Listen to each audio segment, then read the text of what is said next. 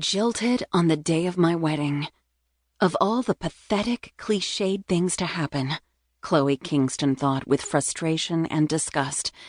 How did I not see this coming?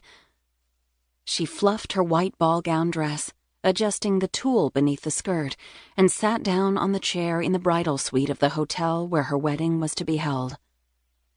She pulled a bottle of champagne out of the ice bucket and chugged down a healthy gulp of Dom Perignon straight from the bottle. Letting the bubbles settle, she repeated the action a couple of more times because she needed to get drunk. And on that thought, she took another hefty sip. She was alone because she'd insisted she needed a few minutes by herself since getting that text. Her bridal party, consisting of her best friends, her sister Aurora, and her brothers, because Owen had included them as his groomsmen, waited in the outer room. Impatiently, if their loud voices were anything to go by. It had been hard to convince her mom to step out, along with her oldest brother Linc, who Chloe had asked to walk her down the aisle.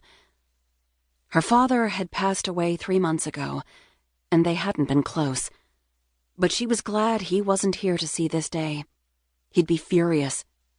Not because his daughter had been left at the altar, but because he would have been embarrassed in front of friends, family, and business associates, and she couldn't deal with his reaction on top of everything else today.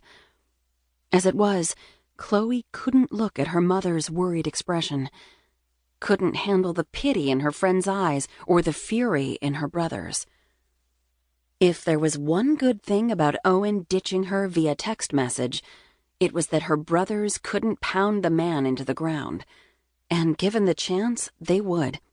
The Kingston siblings were nothing if not protective.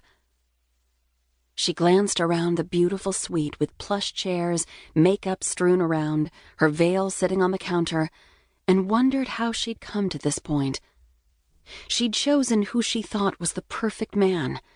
A tax attorney who never took risks, enjoyed staying home, and who'd promised to be faithful. He'd ticked off all the most important qualifications in her life, making her feel secure and comfortable and, most importantly, safe from being cheated on like her mother had been. The screen on her phone sitting beside the headpiece said otherwise. "I'm sorry. I met someone who completes me. What I feel for her is more than two people who are comfortable together, like we are.